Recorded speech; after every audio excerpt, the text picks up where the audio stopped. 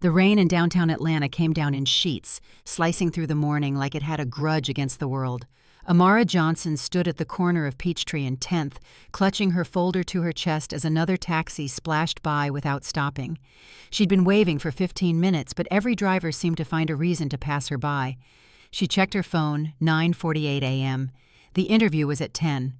The last bus had broken down 3 blocks back, and the Uber she ordered had canceled after realizing where she was going. It wasn't new. In this city, some drivers didn't like picking up passengers from her side of town, or maybe they just didn't like picking up her. When she finally reached the mirrored tower of Collins Global Media, her heels were soaked, and her hair, once carefully pressed, had surrendered to the Georgia humidity. The receptionist's eyes flicked up, scanning her like she was lost property. "Can I help you?" the woman asked in the same tone people used for stray dogs. "Interview. Executive assistant position," Amara said, forcing a polite smile. "For Mr. Collins." The receptionist's lips curved slightly, not into a smile, but into something halfway between curiosity and disbelief. "You're late. 10 o'clock sharp means 10 o'clock sharp."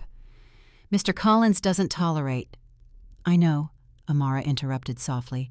"Neither do I. But the storm and, well, Atlanta traffic had other plans." Before the woman could respond, the elevator dinged open behind her. A tall man in a gray suit stepped out, composed, symmetrical, and every inch the corporate god the magazines liked to photograph. Arthur Collins. He barely glanced at Amara before speaking to the receptionist. "Next candidate." "This is her," the woman replied. "She just arrived." Arthur turned his gaze on Amara, blue eyes like polished glass. "You're late," he said flatly. Amara straightened her shoulders. "Yes, I figured you already knew that." He blinked once. "And yet you're standing here, because being late doesn't mean being unqualified." For a split second, something flickered across his expression. Surprise, maybe, before he gestured toward his office. "Follow me." Inside, the air smelled of expensive coffee and colder judgment. Everything gleamed chrome glass, leather, and not a trace of warmth. Arthur took a seat behind his desk, motioning for her to sit opposite. Her chair squeaked when she did, because of course it did. He opened her resume. "Howard University. Impressive. Why leave your last company?" Amara took a breath. Because they wanted a face that better represented their clientele in the front office. Arthur looked up, meaning, she met his gaze, meaning my skin didn't fit the brand. The room fell quiet. Rain pattered softly against the windows. Arthur's jaw tightened, not from discomfort, but from calculation. "Here we hire based on results, not race," he said finally. Amara tilted her head. "That sounds nice, but it's rarely true." Arthur closed the folder. "You're confident. I'm honest," she corrected, "and tired of pretending honesty is arrogance." He studied her for a long moment, then leaned back in his chair. "Every assistant before you lasted less than a month. Then maybe the problem wasn't them," Amara said, her tone even. Arthur's brow lifted slightly. "You think you'll survive longer?" "I don't survive," she said. "I adapt." Something in her voice, steady, almost defiant, made him set the folder down. "You start tomorrow. 8 sharp. I'll be here at 7:59, she replied. Arthur's lips twitched, the ghost of a smile gone before it arrived. "That won't impress me. I'm not trying to impress you," she said, standing. "Just trying to get paid." In the elevator ride down, Amara's heart finally started to slow. Her reflection in the mirrored walls looked exhausted, but alive. She'd said too much maybe, but at least she hadn't lied. Outside, the rain had softened to a drizzle. The streets glistened like mirrors, black wet reflecting towers that reached too high. She whispered to herself, 1 month. That's all I need. But deep down, a quiet voice said what she didn't dare admit aloud, that maybe this job wasn't just about surviving another paycheck. Maybe it was about finally proving that her voice, a black woman's voice, deserved to be heard even in the coldest rooms of power. And somewhere 32 floors above Arthur Collins stared out his window, unable to shake the image of the woman who had walked into his office, drenched, late, unafraid, and left him questioning why her honesty had felt like the first real thing he'd heard in years. The next morning, Amara reached Collins Global Media before sunrise. The lobby smelled of marble polish and burnt espresso. Cleaning crews still moved like ghosts between glass walls, and every screen displayed the same slogan, "Excellence without excuses." She adjusted her blazer, one of two she owned, and whispered, "Guess that means me too." When the elevator opened on the 32nd floor, she was greeted not by warmth, but by stares. 3 assistants whispered near the break room. One of them, a red-haired woman with a diamond watch, let her eyes travel from Amara's dark curls down to her thrift store heels. Then she smiled, sharp and fake. "New assistant temporary." Amara replied, keeping her tone neutral. "Of course." The words hung heavy, of course, as if her skin explained everything. At her new desk, positioned like a checkpoint outside Arthur's glass office, a digital calendar blinked with meetings stacked on top of each other. She organized folders, wiped fingerprints from the keyboard, and ignored the weight of eyes watching her through the glass. At 7:59 a.m., the door behind her opened. Arthur Collins appeared exactly as expected, crisp suit, no wasted motion, the kind of posture that said he'd never waited for anything in his life. "You're early," he said. "Traffic was light," she answered. He nodded, once stepped inside and closed the door. The blinds tilted shut automatically, a wall of white slats sealing him from the rest of the world. For the next hour, she memorized his schedule, color-coded the week, and learned the phone system that looked more complicated than NASA's control board. At 8:47, the phone rang. "Collins Global Media, this is Amara Johnson. How can I help you today?" Silence then. A man's voice. "Arthur, please." "One moment, sir." She transferred the call successfully. Small victory. Seconds later, the intercom buzzed. "Ms. Johnson, my office." She stepped inside. Arthur gestured toward the stack of folders on his desk.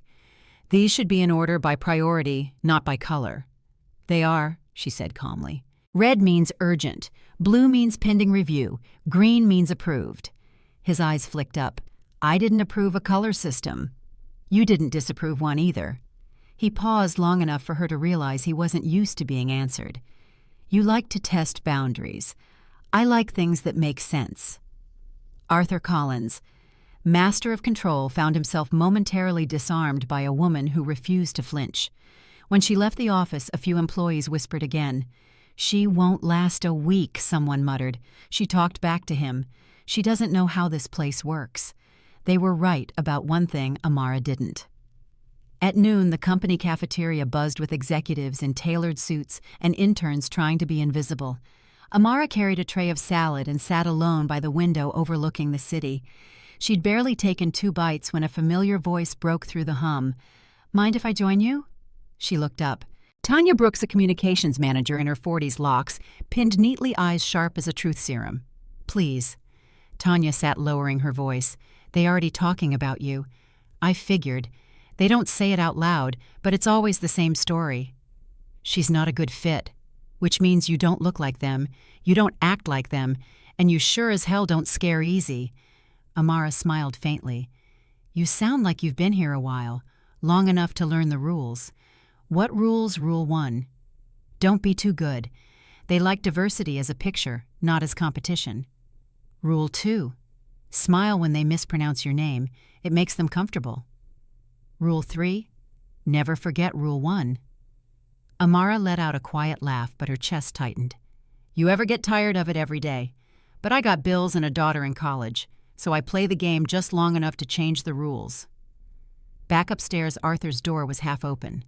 Inside, he was on a call, voice measured. "Yes, Robert, I understand optics matter. We support inclusion initiatives. Our marketing team just featured a black family in the holiday ad." Amara froze outside the door. The tone wasn't malicious, just blind, like so many others. When he hung up, she stepped in with a stack of files. "Next time you use that family as an example," she said quietly, "maybe ask if they were paid the same as the white actors." Arthur looked up, caught between offense and curiosity. "What makes you think they weren't experience?" she said. "Not assumption." He leaned back slowly. "You realize you're talking to your boss." "No," Amara replied, meeting his eyes. "I'm talking to a man who seems smart enough to want to know the truth." For a long moment, neither moved. Outside, the city glittered under the noon sun, and somewhere between the quiet hum of computers and the weight of unspoken words, something shifted. Arthur Collins was used to people agreeing with him. Amara Johnson was used to being ignored. Now they were two forces colliding in a room that suddenly felt too small for both. When she turned to leave, Arthur spoke without looking up. "Ms. Johnson, yes, don't ever apologize for being right." She stopped in the doorway, startled, then smiled to herself. Wasn't planning to. The door closed behind her with a soft click. Inside, Arthur stared at the city skyline and realized he had just met someone who didn't fit his world, and that maybe his world was what needed changing. The next morning smelled like burnt ambition and black coffee. Every desk on the 32nd floor had a cup of it, bitter, identical, efficient. Amara carried her own, a tall paper cup with cream cinnamon and just enough sweetness to feel like home. Arthur's office door was open. Inside, he was typing laser-focused, as though even blinking would cost him profit. She set a second cup on his desk. "What's this coffee?" she said. "From the cafe downstairs, a peace offering. I didn't ask for coffee. I know. That's what makes it a peace offering." Arthur glanced at the label. "Vanilla latte." "Trust me," she said. "You'll like it." He lifted it cautiously as if she'd handed him poison, took a sip, and froze. "Too sweet," he muttered. "Too happy," she countered. His brow furrowed. "Coffee isn't supposed to be happy," says the man who drinks it like punishment. Arthur set the cup down with precision. "I drink it black because that's the purest form. Nothing extra. No distractions." Amara leaned forward slightly. Funny how people call things pure only when they're stripped of color. The words hung there, simple, quiet, dangerous. Arthur looked up, startled. "That's quite a stretch for a metaphor." "Is it?" she asked. "You strip out everything that adds warmth, flavor, life, just to prove it's strong enough on its own. You ever wonder who decided black meant bitter?" He didn't answer. His jaw tightened the way people's do when they realize the conversation isn't about coffee anymore. Around noon, Arthur called her into his office again. The air was sharp with tension, or maybe just caffeine. "Ms. Johnson," he began, "I reviewed yesterday's client notes. Your summaries were—" He hesitated as though the next word was foreign. "Excellent." Amara blinked. "Thank you. But your comments in the margins," he continued, "were unusually direct." "You mean honest. I mean bordering on insubordinate." "Do you want me to take them out?" she asked. Arthur studied her face, searching for sarcasm. "No," he said finally. "Leave them. They're accurate." Amara nodded once. "Then maybe we're finally getting somewhere." Later that afternoon, she joined Tanya in the break room. The space buzzed with muted gossip and the smell of microwaved leftovers. "Girl," Tanya whispered, "you've been here 3 days and already have half the office in therapy." Amara laughed. "I just tell the truth." "That's what scares them," Tanya said. "A black woman who tells the truth in a place built on politeness, that's a revolution." Before Amara could respond, the room went silent. Arthur had entered, scanning the shelves for something. Every employee froze, pretending to work. He spotted Amara. "Ms. Johnson, my office." Tanya raised an eyebrow. "Uh-oh. General's calling." Amara followed him down the hall, aware of the stairs at her back. Inside, Arthur held up a report. "This draft you edited, did you add this line?" She looked. The sentence read, "Diversity isn't decoration, it's direction." "Yes," she said. "You said to make the mission statement clearer." Arthur's voice softened, almost thoughtful. "It's bold. It's true." He placed the report on his desk, then crossed his arms. "You know most assistants wait months before they try to change the company philosophy. Maybe most assistants don't think it needs changing." He exhaled through his nose, something between irritation and amusement. "You don't follow the rules, do you?" "I follow the right ones," she replied. "Not the convenient ones." Their eyes met steady, unflinching. For a second, Arthur saw not an employee, but an equal. It unnerved him more than he cared to admit. At 5:30, the office lights dimmed one by one. Most employees hurried out eager to beat the Atlanta traffic. Amara stayed, finishing reports. Arthur stepped out of his office jacket over his arm. "You're still here. Deadlines don't care about rush hour." He hesitated, then said, "You remind me of someone." "Your last assistant?" she asked. "Myself." Amara smiled faintly. "That's not always a compliment." He gave a low chuckle, the first real laugh she'd heard from him. "It's rare," he admitted, "to meet someone who challenges me before coffee. Maybe you've just been drinking the wrong kind." Arthur studied her for a moment longer. "You really believe things can change here?" "I have to," she said. "If I don't, I'm just surviving another day in a building that wasn't built for people like me." He didn't reply. The silence between them wasn't hostile. This time it was curious, almost fragile. When he finally left, the reflection of the city lights filled his office windows. Amara watched him go, then whispered to herself, "You'll see." At home that night, she sat on her couch with a mug of real coffee, sweet-spiced, full of color. Her phone buzzed with an email notification. From Arthur Collins, subject tomorrow, client presentation prep, message, "Bring your perspective, the one that makes people uncomfortable." Amara stared at the screen for a long time, a slow smile spreading across her face. Maybe, just maybe, the fortress was beginning to crack. By Thursday morning, Amara had already learned that silence was the company's favorite language. No one said racism out loud. They just called it professionalism. No one said bias. They called it culture fit. The boardroom of Collins Global Media was a cathedral of glass, every surface gleaming, every chair designed to remind you of your rank.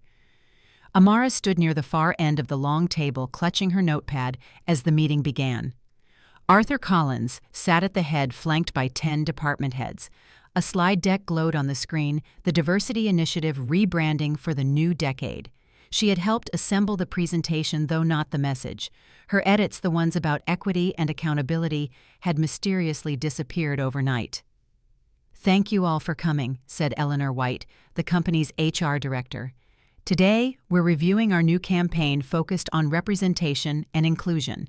On the screen flashed images of smiling models, one Black, one Asian, one Latina, all impossibly polished, all wearing the same expression of corporate obedience. Amara's stomach twisted. Eleanor continued, "Our goal is to position Collins Global as a leader in diversity while maintaining our established tone of professionalism and trust. Translations show color, but not too much of it." "Any comments before we finalize?" Eleanor asked. Silence. Heads nodded. Arthur glanced at his notes, ready to move on. Then Amara spoke. "Yes, I have one." All eyes turned to her. Eleanor's smile froze in place. "Go ahead." "Ms. Johnson, was it?" "Yes, ma'am." Amara's voice was steady. "You said this campaign is about representation, but none of these photos represent real people. They represent comfort for the ones who already have power." Eleanor blinked. "Excuse me." Amara took a breath. "If diversity means hiring more people who look different but think exactly the same, then it's not progress. It's just marketing." A murmur rippled across the table. Someone coughed. Arthur looked up, startled. Eleanor's tone sharpened. "This is a corporate environment, Ms. Johnson, not a college debate." With respect, Amara said, "Corporate environments are exactly where the debate should be happening. Otherwise, we just keep selling the illusion of change." Arthur's pen stopped moving. The room was electric now, discomfort thick in the air. Eleanor forced a laugh. "Perhaps you'd prefer to design the campaign yourself?" Amara didn't flinch. "If it means telling the truth, yes." For a heartbeat, no one breathed. Then Arthur leaned forward slightly. "Let her finish," he said. Eleanor's smile faltered. "Arthur, this isn't the—" I said, "Let her finish." His voice was calm, but it carried authority that cut through the tension like a blade. Amara continued, her voice low but clear. "Representation isn't decoration. It's responsibility. People notice when a company uses black faces in ads but has none in leadership. They notice when we say inclusion but mean tolerance. if this company really wants to lead, it has to stop treating diversity as a photo op and start treating it as a promise.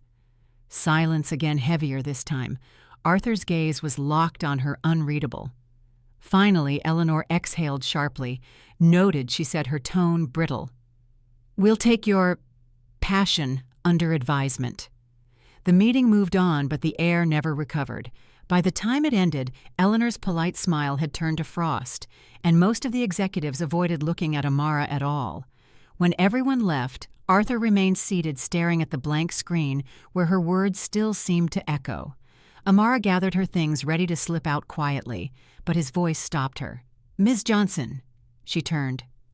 "Yes." He studied her for a long moment. "What you said back there took courage." "It took frustration," she corrected.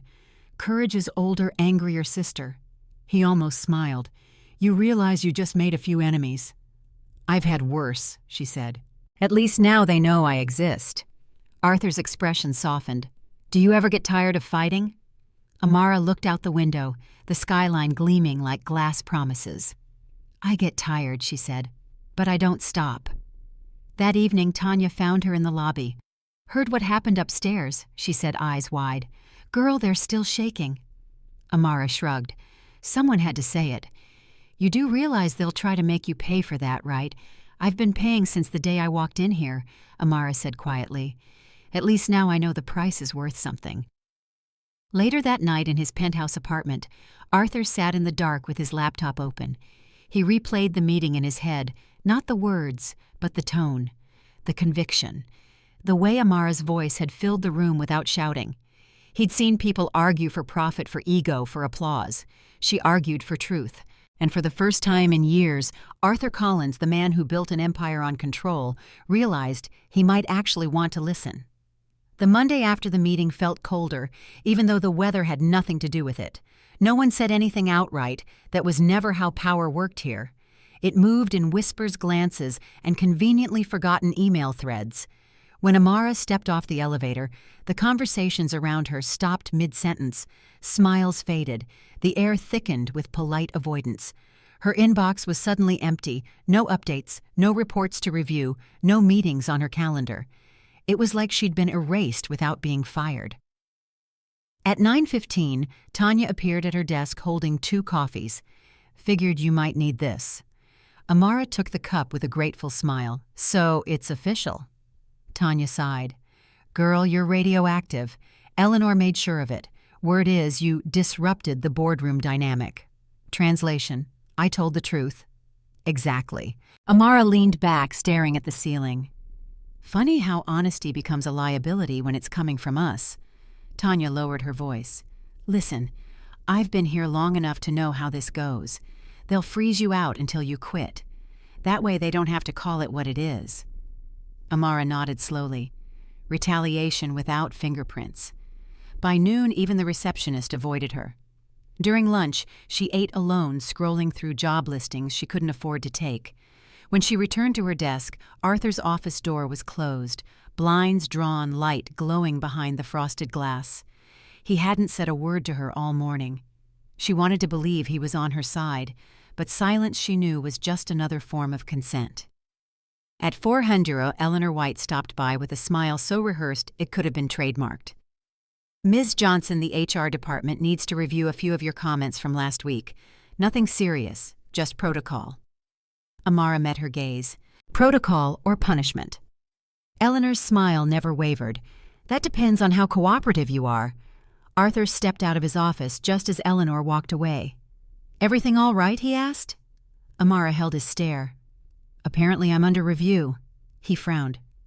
"For what?" "For speaking." Arthur's expression darkened. "I'll handle it." "Don't," she said quietly. "You'll make it worse." He hesitated. "You think I'd let them target you? I think you'll sit in another meeting trying to look neutral while they do." The words hit harder than she meant them to, but they were true, and Arthur knew it. That night, Amara walked home instead of taking the train. The city hummed around her, neon signs, flickering car horns echoing through the humid air. She passed a mural painted on the side of a building, a black woman with her fist raised, surrounded by the words, "Speak even if your voice shakes." She stopped and stared at it for a long time. Then her phone buzzed a text from an unknown number. "Tanya Eleanor's calling an emergency board session tomorrow. Your name's on the agenda." Amara felt her pulse quicken. She typed back, "Thanks. Let them talk. I'm done hiding." The next morning, Arthur sat in his car outside the company building, staring at the rain sliding down his windshield. He'd barely slept. The memory of Amara's word "silence is consent" kept circling his mind. For years, he'd believed neutrality was leadership, that staying above the noise meant staying in control, but now control felt like cowardice dressed in a suit. He walked into the building at exactly 8. The whispers had already started. When he entered the conference room, Eleanor was mid-sentence. "Conduct unbecoming of a company representative. Publicly challenging leadership in a recorded meeting could expose us to legal risk." Arthur cut her off. "Enough." All heads turned. Eleanor blinked. "Excuse me, I said enough," he repeated. His voice was calm, but there was no mistaking the steel beneath it. "Ms. Johnson isn't the problem. The problem is that she said what the rest of you were too comfortable to admit." A murmur spread through the room. Eleanor folded her arms. "Arthur, this is highly unprofessional." "What's unprofessional," he said, "is pretending inclusion can be built on silence." For the first time in his career, Arthur Collins didn't sound like a CEO defending his brand. He sounded like a man defending his conscience. Eleanor's jaw tightened. "If you're choosing sides, I'm choosing truth," he said. "And if that costs me business, so be it." Outside the room, Amara waited, unaware of the storm unfolding in her name. When Arthur emerged 10 minutes later, he looked exhausted, but lighter somehow. "They're not firing you," he said. "Because you stopped them. Because I finally stopped pretending not to see." Amara exhaled slowly. For the first time in days, she felt her chest unclench. "Thank you," she said. Arthur shook his head. "Don't thank me. I should have spoken sooner." She looked at him, her voice soft but steady. "Then start now. Don't speak for me. Speak with me." He met her gaze, the weight of her words settling between them. Not accusation, but invitation. That evening, as they left the building side by side, the storm outside had broken into sunlight. The glass tower behind them glowed gold in the fading light, still cold, still towering, but no longer untouchable. Arthur glanced at her. "You really don't back down, do you?" Amara smiled faintly. "If I did, I wouldn't still be here." He nodded. "Then let's make sure it's worth it." The invitation arrived in an embossed white envelope sealed with gold, the kind of thing that smelled like privilege before you even opened it. Collins Global Media Annual Charity Gala. Saturday, 8 p.m., the Regency Ballroom, downtown Atlanta. Amara almost laughed when she saw her name on the guest list. "Is this a mistake?" she asked Tanya, who was scrolling through her phone. "Nope. Arthur put you on it himself." Amara frowned. "That doesn't make sense. The last time I attended a company party, someone thought I was part of the catering staff." Tanya chuckled. "Then maybe this time you should bring a tray and really confuse them." But that night, when Amara stood in front of the mirror, she didn't feel like joking. Her reflection showed a black woman who'd fought too hard to shrink now. She chose a deep emerald dress, elegant, unapologetic, and twisted her hair into soft curls that framed her face like a crown. The Regency Ballroom shimmered with chandeliers and champagne. Atlanta's elite filled the room. Bankers, politicians, media magnates, all trading smiles sharp enough to draw blood. Arthur was already there, perfectly tailored, surrounded by investors. When his eyes found Amara across the crowd, something in his posture shifted. He walked over. "You clean up well." She raised an eyebrow. "That's dangerously close to a compliment. Don't get used to it. Wouldn't dream of it." For a brief moment, the noise of the room faded. He looked at her like she didn't quite fit here, but in a way that made everything else look smaller. Then the spell broke. A man approached, his smile wide and insincere. "Arthur." "There you are." Arthur turned. "Senator Whitfield." The senator shook his hand, then turned to Amara. "And who is this lovely lady, Amara Johnson?" she said, offering her hand. "Executive assistant." Whitfield chuckled, eyes sliding over her. Assistant. For a second I thought you were part of the entertainment staff. The dress stunning color. Very bold. Arthur's jaw clenched. Senator. But Amara spoke first. Thank you, she said, her tone razor-sharp beneath the politeness. Bold looks good on us. You should try it sometime. Whitfield blinked, taken aback, then forced a laugh. Spirited one, isn't she? Arthur's expression was ice. She's also the reason this company's still profitable. You'd do well to remember her name. The senator's smile faltered. Of course, of course. He excused himself quickly, disappearing into the safety of more compliant company. Arthur turned to Amara. You didn't have to? Yes, I did. She met his eyes. People like him count on us staying quiet. He nodded slowly, admiration flickering beneath the tension. You have a talent for making powerful men uncomfortable. I consider it community service. Later that night, the string quartet began playing. Waiters floated through the crowd with trays of champagne. Amara wandered to the balcony to breathe the city glittering below like scattered gold. Inside, she could hear the laughter, smooth, controlled, empty. She didn't belong here, and she knew it. But belonging had never been her goal. Footsteps approached behind her. Arthur. You disappeared, he said softly. Just needed air. The room smells like old money and fake sincerity. He leaned against the railing beside her. You handled Whitfield well. I wasn't handling him. I was surviving him. Arthur looked at her, the city lights reflecting in his eyes. You shouldn't have to survive in places like this. She smiled faintly. You shouldn't either. But here we are. For a moment, neither spoke.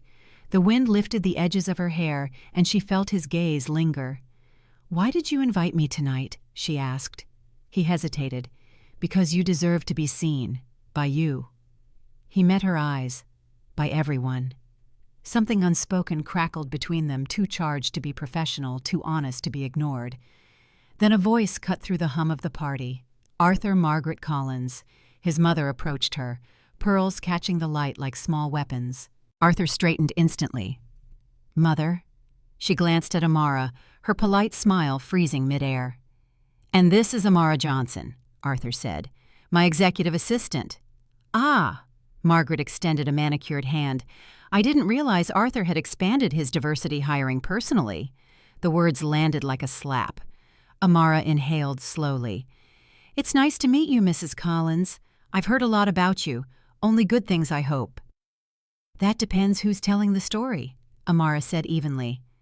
Arthur's voice was low, controlled. Mother, maybe you should.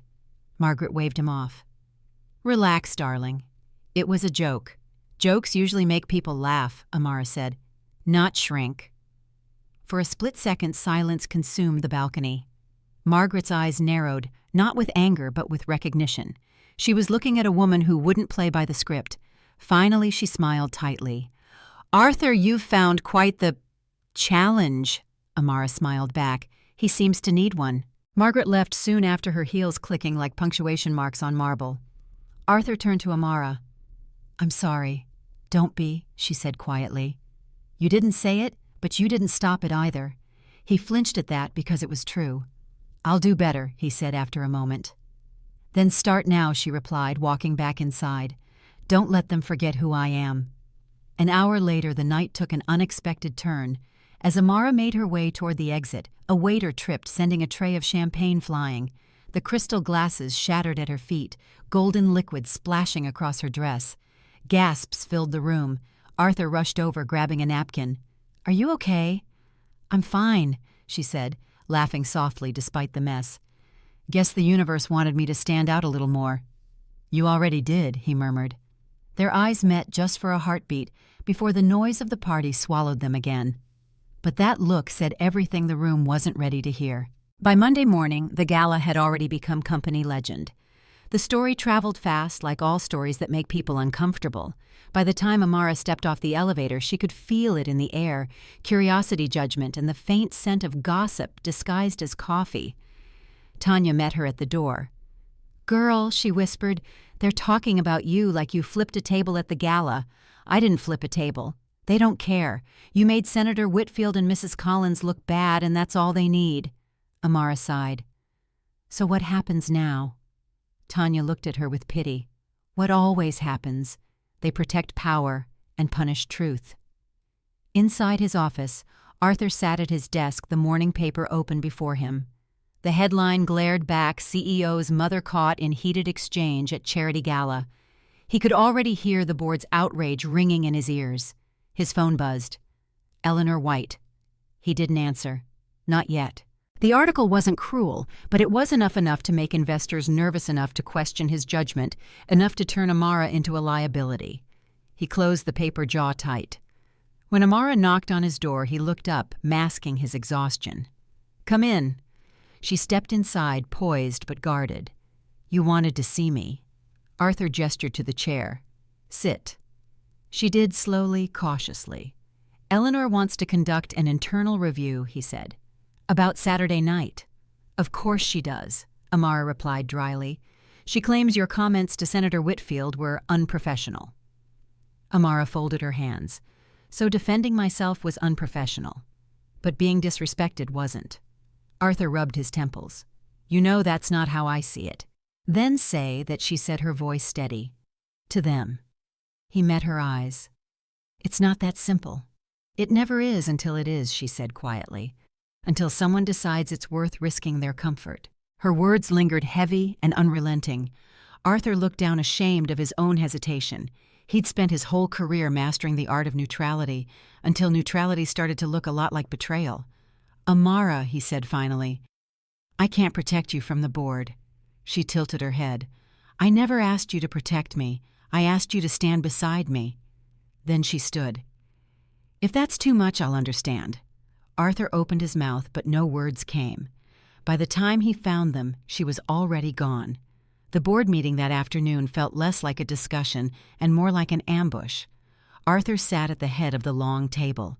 Eleanor, crisp and calculating, spoke first. "Our company's image is under scrutiny," she began. "While we value diversity, we cannot allow public behavior that undermines our professionalism." "Professionalism," Arthur said slowly. Or comfort, Eleanor's smile didn't reach her eyes. "You're too personally involved to see clearly." "She was insulted," Arthur said, "in public, by a senator and by your mother." Eleanor interrupted smoothly. "Yes, we're aware, which only makes the optics worse." "Optics." His voice rose despite himself.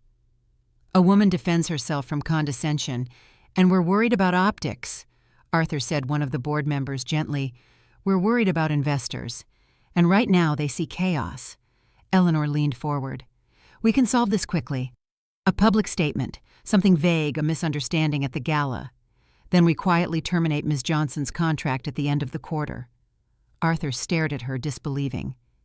"You're suggesting we fire the only person in this company with the courage to tell the truth." Eleanor's tone sharpened. "I'm suggesting we protect our assets. And what about our integrity?"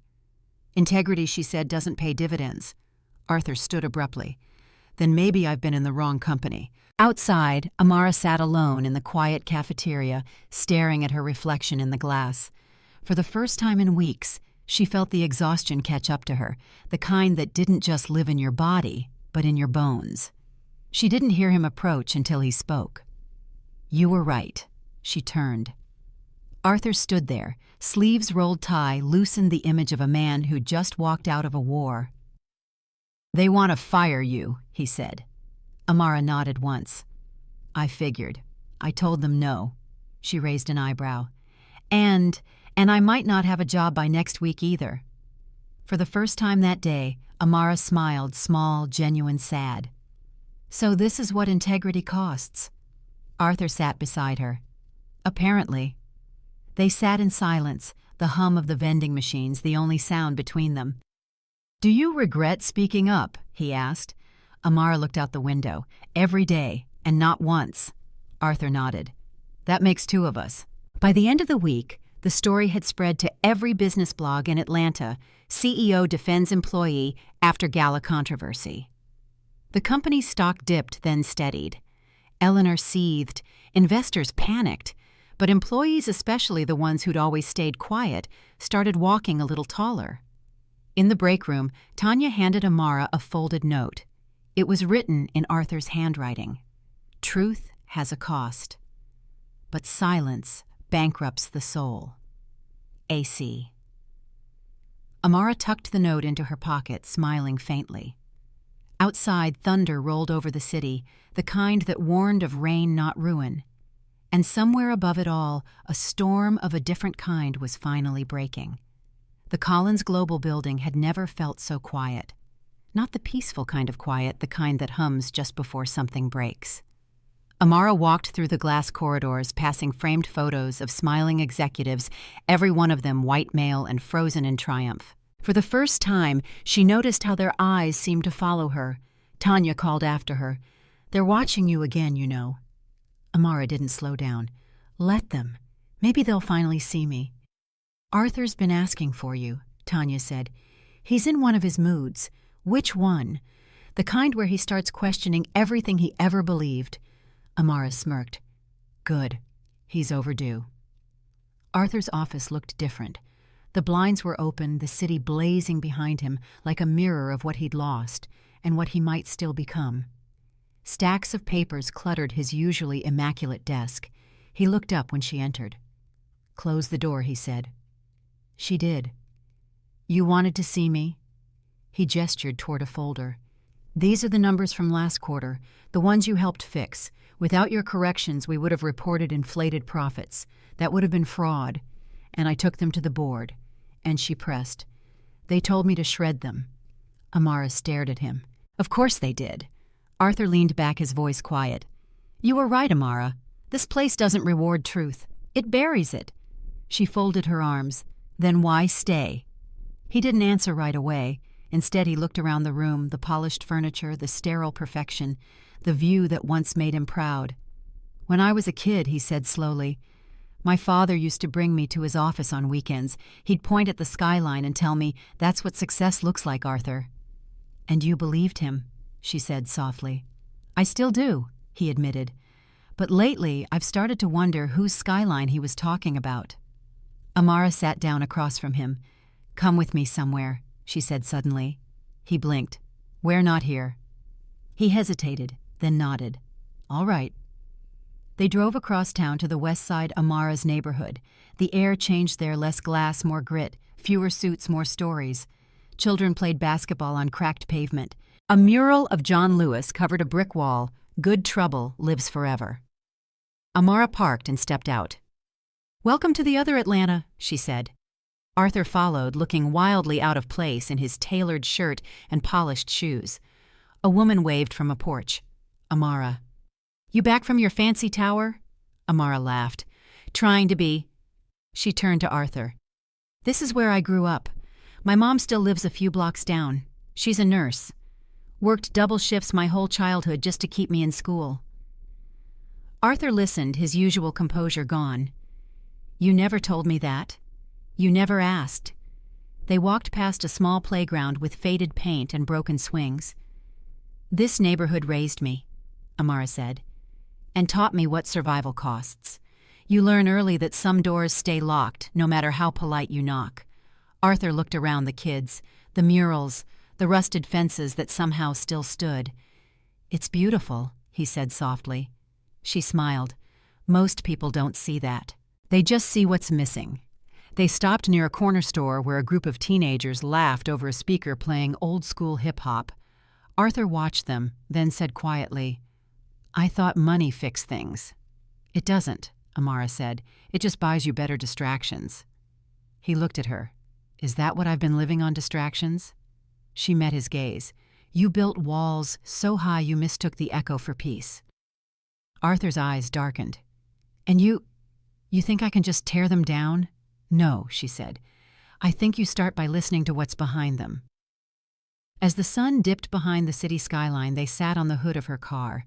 For a while, neither spoke. The sounds of the neighborhood laughter engines, distant sirens filled the silence between them. Amara, Arthur said finally, "Why didn't you leave after everything they did?" She smiled faintly. "Because every time someone like me walks out of those offices, they call it proof we couldn't handle it. I stay so the next girl doesn't have to explain why she's the only one left." Arthur turned that over in his mind the way he did with numbers only. This time the equation didn't balance. "Do you think I can change it?" he asked. She looked at him, the CEO stripped of his armor, finally asking the right question. "I think you already started," she said, "the moment you stopped defending the silence." When they returned to the building later that night, the halls were empty. Arthur paused at his office door, hand on the frame. "You were right," he said again. "This place was built to keep people like you out and people like me in." "So knock down the walls," she said. He glanced at her. "You'd help me do that, I already am." As she walked away, the fluorescent lights flickered above, reflecting on the glass walls, no longer transparent, no longer opaque, but something in between. And for the first time, Arthur Collins didn't see his reflection staring back at him. He saw hers. It started on a Wednesday morning just after sunrise. By 8 o'clock, the glass tower of Collins Global Media was surrounded. A dozen employees stood on the sidewalk holding handmade signs. By noon, it was 50. By 2, it was a crowd, a sea of voices rising against the marble calm of corporate power. The signs said what the board refused to: equal pay. Real representation.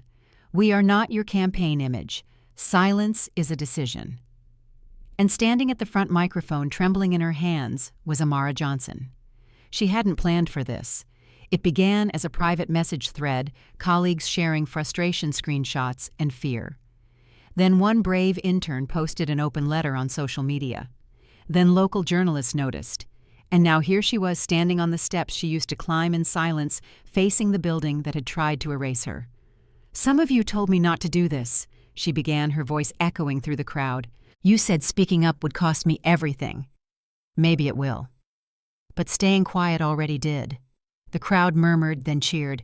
"We've been told to be patient, to wait for change. But patience is what they ask for when they have no intention of giving you anything." She lifted her head, eyes burning with conviction. "We're not asking for favors. We're asking for fairness. We built this company's success, but we're not allowed to share its reflection." Applause erupted, loud, raw, defiant. Across the street behind tinted glass, Arthur Collins watched from the 32nd floor. He had never seen anything like it, his employees standing shoulder to shoulder, no titles, no departments, just people. And at the center of it all, Amara, unafraid, unbowed, unstoppable. "Sir," said Eleanor White, appearing at his door. Her tone was ice. "We have a situation. I can see that. This protest violates company policy. We should involve security before this gets worse." Arthur turned from the window. Worse for who Eleanor's expression didn't waver. For the company. Arthur stepped closer, his voice calm but sharp. "Maybe it's time the company got uncomfortable." "Arthur," she said, lowering her voice, "you're crossing a line." He looked her dead in the eye. "So did we a long time ago." He grabbed his coat and headed for the elevator. Outside, the wind was strong, carrying the chant of the crowd like a heartbeat. No more silence. No more silence. When Arthur stepped through the revolving doors, the noise dimmed for a split second, just long enough for everyone to notice him. Some people stopped chanting. Others stared. Amara froze mid-sentence, microphone trembling again, but this time from something else entirely. Arthur walked to the front of the crowd. For a moment, the two of them just looked at each other, the CEO and the assistant, who refused to be quiet. Then Arthur turned to the cameras. "I'm Arthur Collins," he said, his voice carrying over the wind, "and I'm here to say they're right." A gasp rippled through the crowd. Reporters leaned forward. For too long, he continued, "We've used the word diversity as decoration. We hired color for our brochures, not for our boardrooms. We praised inclusion while practicing avoidance. And every time someone like Amara spoke up, we called it unprofessional instead of overdue." The crowd roared. Eleanor appeared near the doors, pale with fury. "Arthur, this is reckless." He ignored her. "If telling the truth costs me my position, I'll pay that price. Because leadership without integrity isn't leadership. It's fear." He turned back to Amara. "And I'm done being afraid." Cameras flashed. Reporters shouted questions. But Amara didn't hear them. She only heard the tremor in his voice, not rehearsed, not strategic, just real. For a man who once lived on control, this was surrender, the good kind. When he handed her the microphone, his hand brushed hers. "Finish what you started," he said softly. Amara nodded, tears stinging her eyes. She faced the crowd again. Change doesn't begin with a hashtag or a press release. It begins when people in power decide to listen instead of defend. She glanced back at Arthur. And when they finally choose to stand beside us instead of above us. The cheers that followed shook the air. That night, the protest made headlines across the country. CEO joins employees in diversity walkout. Stock prices wavered, pundits argued, but the world had seen what happened, and that couldn't be undone. In the quiet after the chaos, Amara and Arthur stood alone on the steps as the last reporters packed up. The city hummed with distant sirens and soft rain. "You just made a lot of enemies," she said. Arthur gave a tired smile. "Then I'm in good company." Amara looked at him, really looked, and for the first time saw not the CEO, not the man behind the title, but someone who had finally decided what kind of person he wanted to be. "You did good today," she said. He met her gaze. "You did better." A pause. The storm had passed, but the air between them still vibrated with something unspoken, something waiting. Later, as Amara walked home, the city lights blurred against the drizzle. Her shoes were soaked, her voice hoarse, her body exhausted. But her spirit felt unbreakable. For the first time since she'd walked into that tower, she felt seen. And she knew this wasn't the end. It was the beginning. Inside the empty lobby of Collins Global, the security cameras still rolled, capturing the faint echo of chants fading into the night. The walls had heard them. And this time the walls would remember. 2 days after the protest, the world had chosen its sides. Some called Arthur Collins a hero. Others called him a fool. But everyone was watching.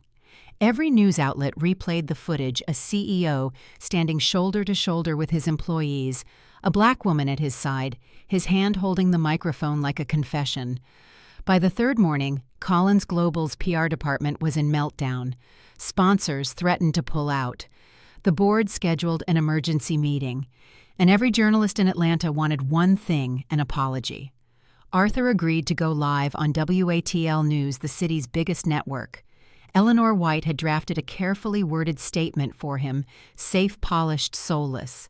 He read it once, then set it on fire in his office trash can. When Amara walked in, he was standing by the window, the skyline blazing in the morning sun.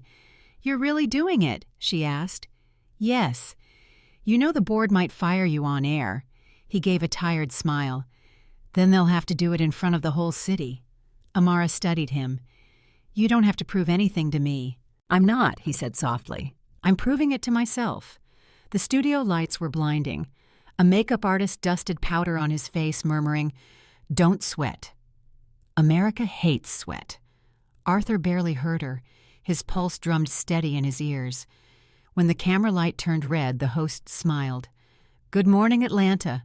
Today we're joined by Arthur Collins, CEO of Collins Global Media, a man at the center of a national conversation." Arthur adjusted his microphone. "Good morning." The host leaned forward. "Mr. Collins, your protest has divided the corporate world. Some say you're courageous.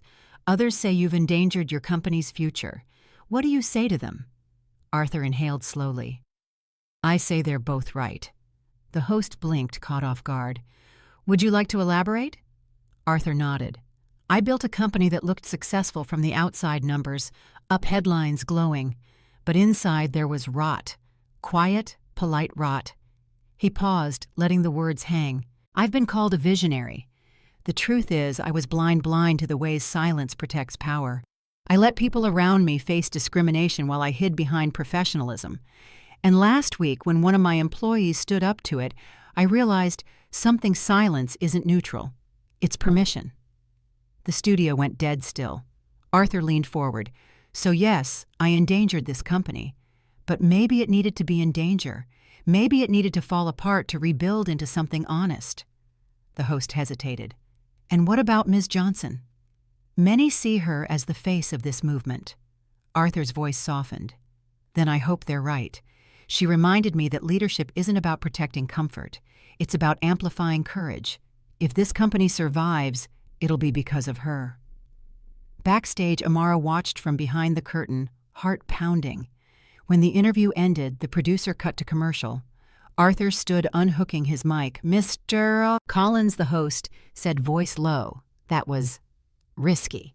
Arthur smiled faintly. Truth usually is. He walked off stage where Amara was waiting. The moment their eyes met, the weight of the past months pressed between them, everything unsaid, everything undeniable.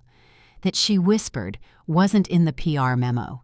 He chuckled. "No, that was the part they couldn't write for me. You just burned your empire on live TV.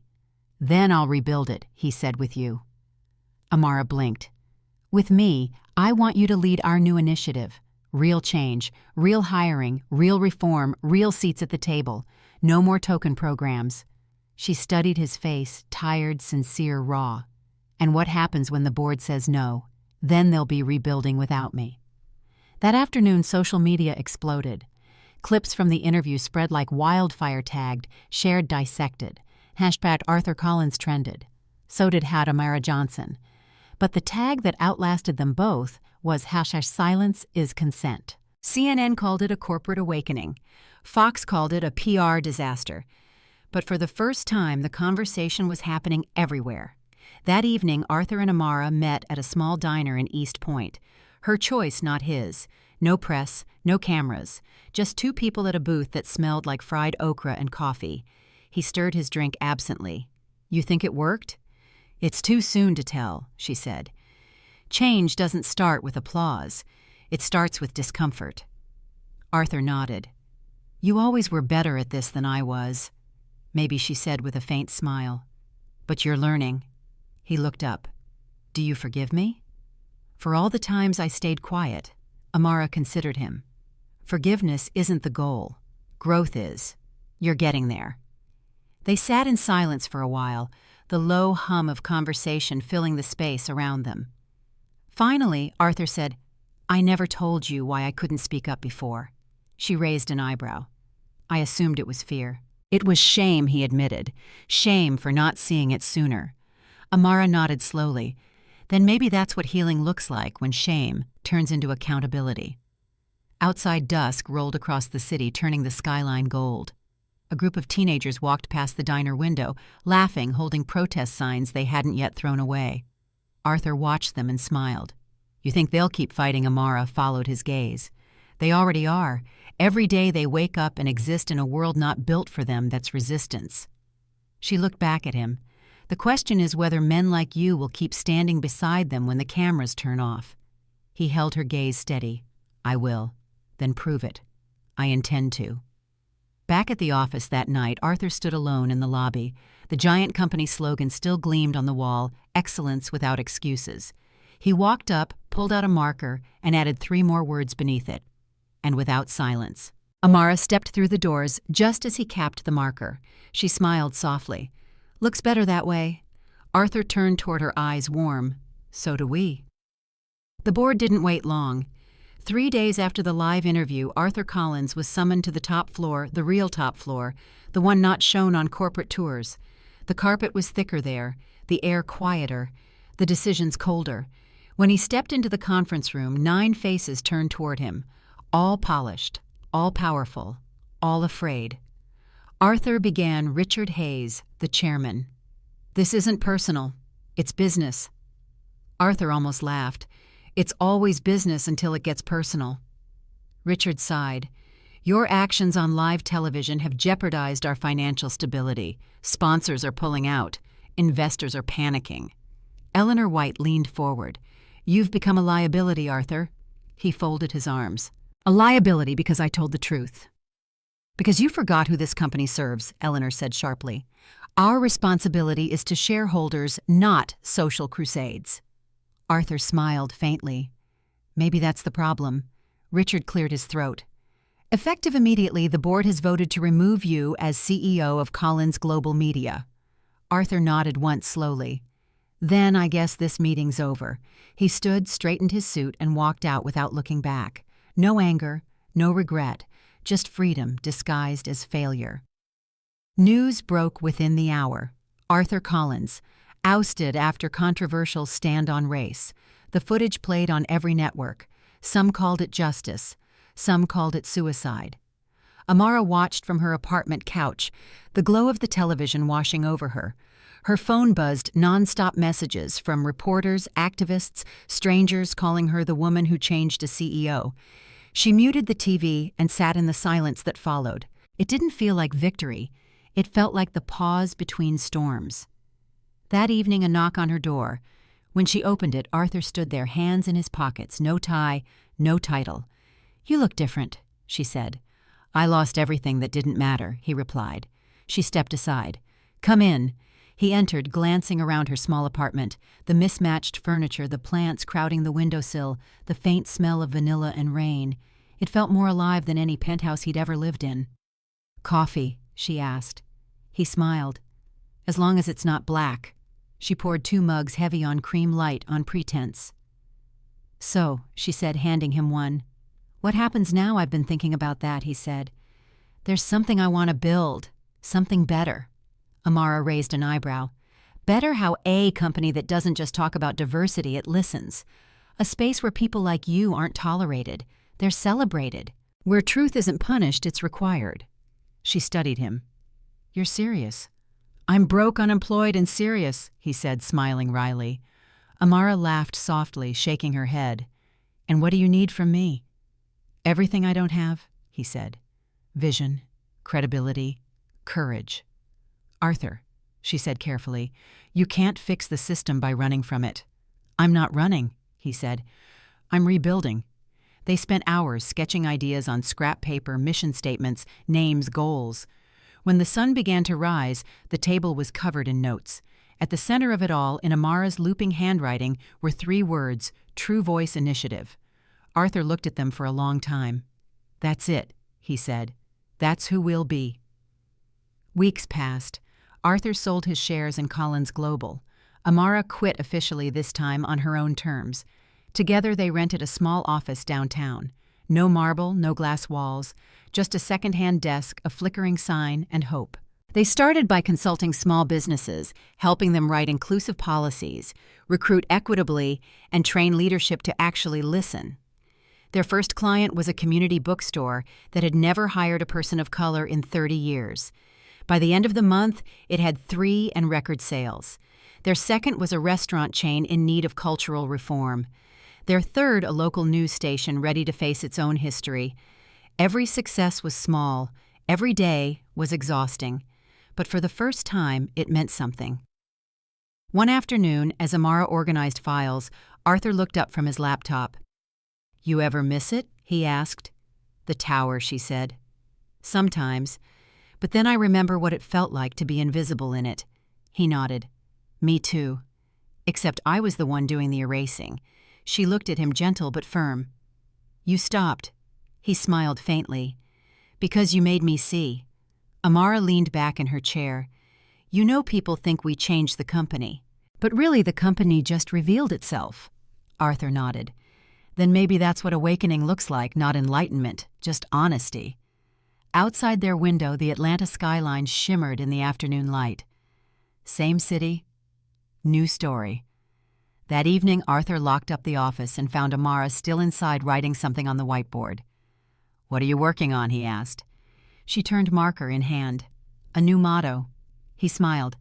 "Let's hear it." She stepped aside. 3 words stared back at him. "Change requires faith." Arthur read it aloud, slow and certain. Then he looked at her eyes, soft. "We have both." Amara smiled. "Then we'll be fine." As the lights dimmed and they walked out into the cooling night, the sounds of the city surrounded them. Horns, laughter, thunder rolling somewhere distant. Neither spoke. They didn't need to. They had lost everything safe and found something true. By early spring, True Voice Initiative had begun to find its rhythm. The office still smelled like fresh paint and ambition. There was no receptionist, no glass walls, just passion, caffeine, and chaos. Amara handled clients' community outreach and strategy. Arthur handled funding partnerships and endless rejection emails that began with, "We love your vision, but..." Still they kept going. One Friday afternoon, Amara was sorting grant paperwork when the office phone rang the landline no one ever used. True Voice Initiative, she said, distracted. A pause. Then a deep voice. Ms. Johnson. This is Robert Sterling. From Sterling Media Group. Her hand froze midair. Sterling Media. One of the biggest broadcasting networks in the country. They'd been publicly accused of racial bias in hiring just a week ago. Yes, Mr. Sterling, she said cautiously. How can we help you? We need consultation. Discretion guaranteed. You come highly recommended. Amara's stomach tightened. Why us? He sighed. Because your old company refuses to work with us, and because you're not afraid to tell uncomfortable truths. I see. Can we meet Monday? I'd like you and Mr. Collins to come in personally. She hesitated. Sterling Media represented everything she and Arthur had fought against: power without accountability, inclusion without change. But she also knew this could change everything for True Voice. Yes, she said finally. We'll be there. When she hung up, Arthur looked up from his laptop. Who was that Robert Sterling? He blinked. As in Sterling Media? She nodded. Arthur leaned back, whistling softly. That's a $500 million empire. What does he want with us? To fix the mess they made, she said. Their diversity scandals all over the news. He wants to meet Monday. Arthur frowned. You trust him, I don't, she admitted. But maybe this isn't about trust. Maybe it's about leverage. Arthur nodded slowly. You think they'll actually listen? They'll listen if the world's watching. Monday came with gray skies and tension. The Sterling Media headquarters rose like a cathedral of glass and ego. Amara and Arthur rode the elevator in silence. At the top floor, they were greeted by a sleek assistant with a perfect smile. Mr. Sterling is expecting you. The conference room was enormous, a table big enough to seat 20, a skyline view big enough to humble God. Robert Sterling entered moments later, silver hair-tailored suit charisma sharp enough to cut glass. Ms. Johnson, Mr. Collins, thank you for coming. He extended a hand first to Arthur, then almost as an afterthought to Amara. She shook it firmly. You wanted transparency, so let's start there. He smiled thinly. Straight to business. I like that. Arthur stayed silent, letting Amara lead. Sterling sat. Our image has taken a hit. We want to rebuild, show the public we care about diversity. Amara tilted her head. Do you? His smile didn't falter. Of course, because right now, she said, you don't care about diversity. You care about optics. You're here to clean the mirror, not change the reflection. For the first time, his expression flickered. Arthur hid a smile behind his coffee cup. Ms. Johnson, Sterling said slowly, you have a reputation for bluntness. I have a reputation for telling the truth, she corrected. And the truth is you can't fix a culture problem with a marketing campaign. Sterling steepled his fingers. Then what do you propose? Amara leaned forward. Hire real voices. Empower them. Pay them. Stop building walls disguised as standards. Arthur added quietly. And stop calling diversity a trend. It's survival. The room went still. Sterling studied them for a long time. Then finally he smiled. You're bold, he said. I like bold. Let's talk numbers. They spent hours in negotiation. By evening, Amara's voice was hoarse. Arthur's notebook filled with notes and crossed-out figures.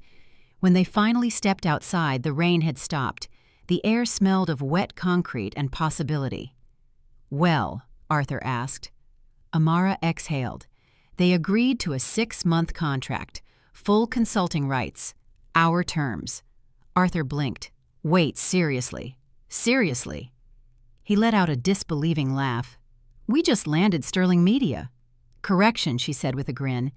We landed a revolution inside Sterling Media. Arthur shook his head, still stunned. Do you realize what this means? Yeah, she said. It means now we actually have to deliver. That night, back at the office, Amara poured 2 glasses of cheap wine. To the beginning of something terrifying, she said. Arthur clinked his glass against hers. To terrifying beginnings. They drank in silence for a moment, the hum of the city seeping through the cracked window. Then Arthur said softly, You ever think about how far we've come all the time, and how far we still have to go, even more? He smiled faintly. You're not afraid, are you? Amara looked out at the night, the skyline glittering like possibility. "I'm always afraid," she said. "That's how I know it matters." Later, as Arthur locked up, Amara lingered by the window. Her phone buzzed another email from Robert Sterling. "Subject, welcome aboard. The world's watching." She smiled to herself. "Good," she whispered. "Let them." Outside, thunder rumbled somewhere in the distance, not a warning but a promise. The storm was coming again, and this time she was ready. The day of the presentation dawned hot and electric, one of those Atlanta mornings that felt alive with possibility or danger, depending on where you were standing. Amara woke before sunrise nerves already humming. Today, True Voice Initiative would address the entire executive board of Sterling Media Group, the same board that had quietly fired 6 black producers only months before. This wasn't just another consultation. It was Judgment Day for an empire. When she and Arthur arrived, the receptionist directed them to the top floor. The elevator doors opened to reveal the long glass corridor that led to the boardroom-wide windows on both sides, as if to remind everyone there was nowhere to hide. Arthur walked beside her, Tyloo's voice steady but eyes alert. "You sure you want to do this yourself?" Amara smirked. "You asking if I'm scared? I'm asking if you're ready. I've been ready since the first time someone told me to smile to make them comfortable." Arthur smiled faintly. "Then let's make them uncomfortable." The boardroom was full, 11 directors, 2 vice presidents, 1 nervous PR manager, and Robert Sterling himself at the head of the table. The walls were lined with framed magazine covers, each boasting headlines like "The Future of Media" and "Sterling Leads with Vision." Amara stood at the center of the room laptop, connected to the projector. The first slide appeared a collage of photos, the fired producers, the interns of color, who never got promoted, the staff who'd quietly quit. The room went silent. "This," she began, "is the story your viewers don't see." Sterling cleared his throat. "We're aware of those departures, Ms. Johnson." "With respect, no," she interrupted. "You're aware of the statistics, not the reasons." She clicked to the next slide. A quote appeared in bold letters. "I was told my hair was too distracting for on-air work. Former reporter, 2024. A few board members shifted uncomfortably. Another click. "We celebrate diversity in ads, not in paychecks." Anonymous employee. Arthur glanced around the table. He could feel the discomfort sharpening the air thinning. Amara didn't flinch. "This isn't a smear campaign. It's a mirror, and for once I'm asking you not to look away." Sterling's expression tightened. "We didn't bring you here to shame us." "No," she said, calm and firm. "You brought me here to tell you the truth. Shame is just how honesty feels at first." Arthur looked at her, then proud, amazed, humbled. For the next 30 minutes, Amara dismantled the company's structure piece by piece, hiring practices, leadership demographics, pay gaps, mentorship failures. Every slide was a wound exposed. Then she switched to the final one, a single image, a collage of faces, employees of every color, age, and background, some current, some long gone, each captioned with one word, voice. "Here's what you've been missing," she said. "Not numbers, not diversity quotas. Voices. Real, unfiltered, brilliant voices that could have taken your company further than you ever imagined if only you'd let them." The room was silent. Even Sterling, who'd built his career on owning every conversation, didn't speak. Finally, one of the board members, an older black woman named Dr. Miriam Cole, the only director of color, leaned forward. "What are you proposing, Ms. Johnson?" Amara smiled faintly. "A revolution disguised as reform." A few nervous chuckles. She continued, "Hire from within the communities you claim to represent. Replace token roles with actual authority. Pay equity audits every quarter. Create a diversity council with veto power. And most importantly, listen." Arthur added quietly, "And if you're not ready for that, you're not ready for survival. Because the future doesn't wait for people clinging to the past." The tension in the room broke like glass.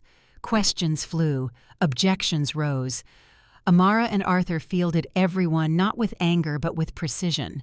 By the end, even Sterling's skepticism had softened into reluctant respect. "You've given us a lot to consider," he said. Amara nodded. "That's all I wanted, for you to consider the cost of staying the same." Sterling leaned back. If we do this, it will change everything about how we operate. That's the point, she said simply. When the meeting ended, the boardroom was quiet, except for the shuffle of papers and the faint hum of the projector cooling down. Dr. Cole approached Amara, her expression warm. "I've sat in that chair for 10 years, she said softly, "and I've never seen anyone make them listen like that." Amara smiled. Then maybe it's time they started. Arthur placed a hand on her shoulder. "Ready to breathe again?" "Not yet," she said. "Breathing's for when it's over." Later that afternoon, as they stepped out of the building, the heat of the day pressed down like applause. Arthur checked his phone, 3 missed calls from reporters already asking for statements. Amara's buzzed too, a text from Dr. Cole.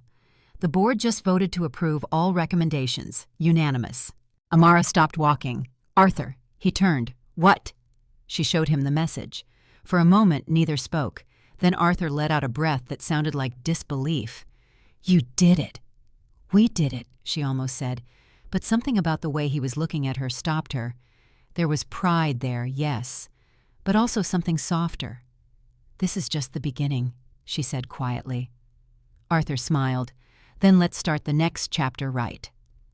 That evening, the city skyline glowed gold against the fading light. Inside their small office, the team celebrated with takeout and cheap champagne. Laughter filled the room. Amara sat by the window sipping her drink, watching the reflection of the world she'd helped change, one meeting, one truth, one room at a time. Arthur joined her. "You ever think we'd come this far?" She smiled. "Every day I didn't quit." He raised his glass. "To revolutions." She clinked hers against his. "And to the people brave enough to start them." Outside, thunder rolled across Atlanta again, not the sound of chaos anymore, but of something reborn. It happened slowly, not in one moment, but in 1,000 quiet ones. Late nights at the office, laughter echoing between coffee cups and scattered files. Long drives home after meetings, the city lights blurring like shared secrets. The way their silences started feeling comfortable, like sentences that didn't need words. By summer, True Voice Initiative had gone from a dream to a movement. Their projects had spread across 3 states. Their story had become case studies in universities. And yet the center of it all, the pulse was still the same, her fire, his faith, their unfinished story. One evening after another marathon strategy session, Amara stretched, rubbing her temples. Arthur leaned against the doorframe, watching her. "You should go home," he said softly. "I live here," she replied. He smiled. "That's the problem." She looked up, exhaustion written across her face. "If I stop, everything slows down." He stepped closer. "If you stop, everything breathes." For a moment their eyes held steady, searching.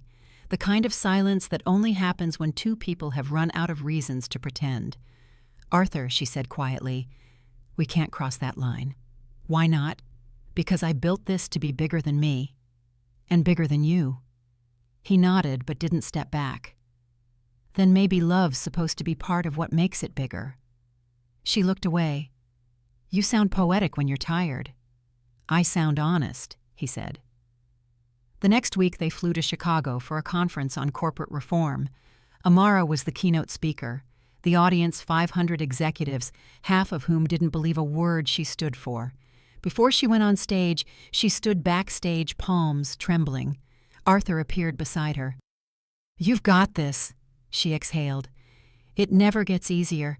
That's how you know it's real." She glanced at him, smiling faintly.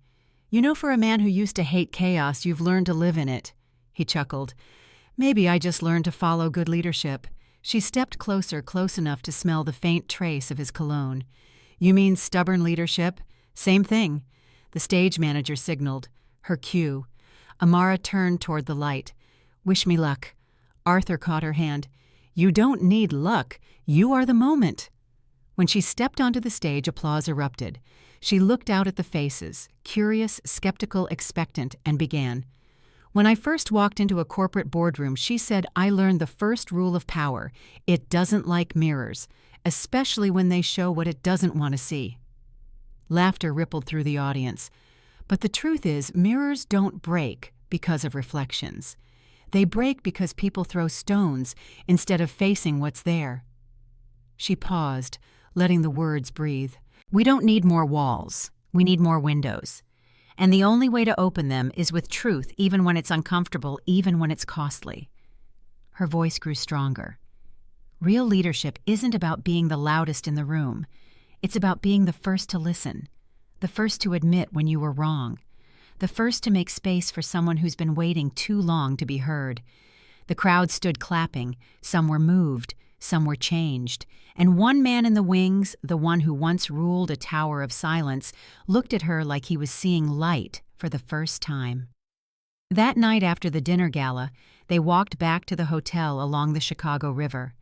The water shimmered under the city lights, and the air carried the faint hum of summer jazz from somewhere nearby.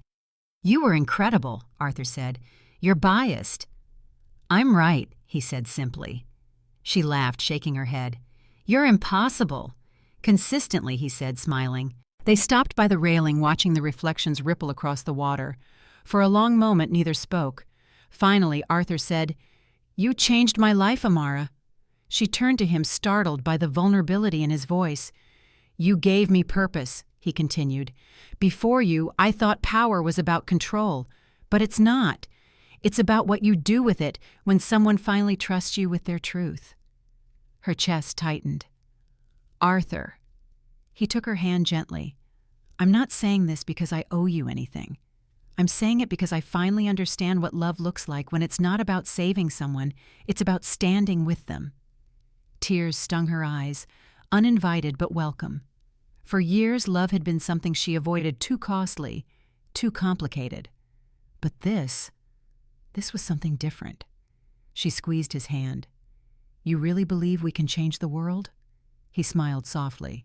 "We already did." They stood there as the city glowed around them, two imperfect people, illuminated by the kind of light you only find after walking through fire. Back in the hotel, before they went to their separate rooms, Amara stopped him at the door. "Arthur," she said quietly, "thank you." "For what?" "For seeing me. Not as a symbol. Just me." He brushed a strand of hair from her face. "That's all I ever see." For a heartbeat, everything stilled, the hallway, the city outside, even time itself. Then she leaned in and kissed him. Soft, certain, real. When she pulled away, she smiled through her tears. "That's what love looks like in the light." Arthur smiled back, voice barely above a whisper. "Then let's never go back to the dark." A year later, Atlanta had changed. Not all of its cities never change all at once, but in small, stubborn ways that mattered. The downtown billboards that once showed token smiles now featured real people. Local companies started requesting True Voice Initiative by name. And on a warm afternoon in May, Amara Johnson, once the assistant who talked too much, was about to become something no one had imagined possible. The ballroom of the Hyatt buzzed with anticipation. Executives, journalists, and community leaders filled every seat. A banner above the stage read, "Collins Global Media Reimagined." Arthur, now chairman of the newly restructured company, stood at the podium. Beside him, Amara waited, steady, composed, radiant in white. When the applause faded, Arthur began. 2 years ago, this company nearly collapsed under the weight of its own silence. We spoke in slogans, not truths. We confused diversity with decoration and leadership with distance. But one person refused to let that silence stand. He turned to her. "She taught me and all of us that real progress begins when the people who've been left out are finally invited to lead." He stepped aside. "Please welcome our new Chief Executive Officer, Amara Johnson." The room erupted. Some stood instantly. Others hesitated, unsure, but stood anyway. The sound was deafening applause, cheers, flashes of light. Amara stepped forward, heart pounding so hard she thought the microphone might catch it. "Thank you," she began, her voice calm but alive with emotion. "When I first walked into this building, I was just trying to keep a job. I never imagined standing here. But this moment isn't just about me. It's about everyone who was told to be patient, to be polite, to wait their turn, as if equality were something to schedule." A ripple of laughter, soft but warm. My mother always said, "You don't need permission to stand in your truth." She worked double shifts as a nurse, saving lives in a world that barely noticed her. Everything I am, every word I speak, is because of women like her. She looked out at the audience faces of every shade, some tearful, some proud. When I started at Collins Global, I was the only black woman in the executive wing. Today, I'm not the last. Because change is not a miracle, it's a decision. One we make every day in every hiring choice, every voice we elevate, every silence we refuse to keep. Applause thundered again. Arthur watched from the sidelines, pride shining in his eyes. This was her victory, but it felt like redemption for them both. After the ceremony, they slipped away to the balcony overlooking the city. Atlanta stretched out before them, glittering, imperfect, alive. "You did it," Arthur said. "We did it," Amara corrected. He laughed softly. "I just followed your lead." She looked at him. "You learned to listen. That's leadership." For a while they stood in silence, letting the wind carry the hum of the city below. "Do you ever think about how far we've come?" she asked. Arthur smiled. "Every time I see a young black intern walk through that door and no one questions why she's there." Amara's eyes softened. "That's beyond the color line. That's the world we were trying to build." He nodded. "And now you're running it." Months passed. Under Amara's leadership, Collins Global transformed not perfectly, but honestly. The company partnered with schools-funded minority scholarships and created the first open mentorship program in its industry. True Voice Initiative became its official training division, and together Amara and Arthur turned corporate power into something human again. One evening after a long day, Amara returned to her office. The skyline outside was bathed in gold, that kind of light that made the city look forgiving. On her desk sat a single envelope, inside a note in Arthur's handwriting. "For every door you kicked open, for every voice you refused to silence, thank you. Love, A.C." She smiled, tears catching the last of the light. Outside her window, the city pulsed traffic, laughter, music, life. Somewhere in that rhythm, she heard her own heartbeat steady and unafraid. Later that night, she met Arthur at their usual diner. He was already there, 2 coffees waiting. "Still sweet?" he asked. "Always," she said. Some things shouldn't change. They clinked cups like old conspirators, like survivors, like something more. Arthur looked at her. "You know what I realized? What we didn't just cross the color line. We erased it, one truth at a time." Amara smiled. "No, we didn't erase it. We built a bridge over it, so others could walk across." He nodded slowly, his eyes softening. "Then that's love too, isn't it?" She leaned back, thoughtful. "The truest kind." Outside, the neon lights reflected in the rain-slick streets, turning the city into a canvas of color, not black, not white, but every shade in between. And as they sat there, 2 people who had learned, fought, and healed together, Amara thought, maybe this is what it means to win. Not to conquer, but to connect. Not to erase the past, but to rewrite its ending. When they left the diner, the city air was warm, the night open and forgiving. Amara glanced up at the skyline, her skyline now, and whispered to herself, "Beyond the color line, and finally, in the light." Arthur heard her and smiled. "Let's keep it that way." They walked on together, hands brushing laughter soft against the hum of the city, proof that some revolutions begin with anger, but the greatest ones end in love.